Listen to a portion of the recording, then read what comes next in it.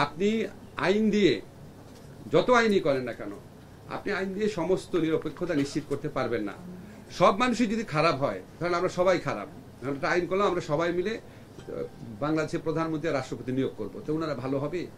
তো আমরা তো এখন ধরেন আশাবাদ ব্যক্ত করেছি, একটা যদি ভালো আমরা নজির স্থাপন করে যেতে পারি, বর্তমান প্রধান বিচারপতির নেতৃত্বে যখন ভালো নিয়োগ হবে, একটা নজির স্থাপন করে যেতে পারি। নজির স্থাপন করলে, বেঞ্চমার্ক স্থাপন করলে আপনারা পরবর্তীকালে কার্যক্রমের সাথে কম্পেয়ার করে তখন বলতে পারবেন। আমরা পরে কি হবে এটা আমরা বলতে পারি না। আমরা কিছু বেঞ্চমার্ক তৈরি করে দিয়ে যাচ্ছি, সংস্কার তৈরি করে দিয়ে যাচ্ছি। এরকম বহু সংস্কার আপনার 2008 সনে 111 পিরিয়ড আমরা যখন বলি ওই সময় করা হয়েছিল। আওয়ামী লীগ গভর্নমেন্ট পরবর্তীকালে কোনো কিছুই রাখে নাই। তো পরবর্তীকালে এই জুলাই গণ অভ্যুত্থানের পরে পরবর্তীকালে যে রাজনৈতিক সরকার আসবে, সেটা যে দলেরই হোক, তারা জুলাই গণ অভ্যুত্থানকালে মানুষের যে স্যাক্রিফাইস, আত্মদান, রাষ্ট্র সংস্কারের যে আকাঙ্ক্ষা, সেটাকে আগের মতো পদদলিত করবে না বলে আমার বিশ্বাস।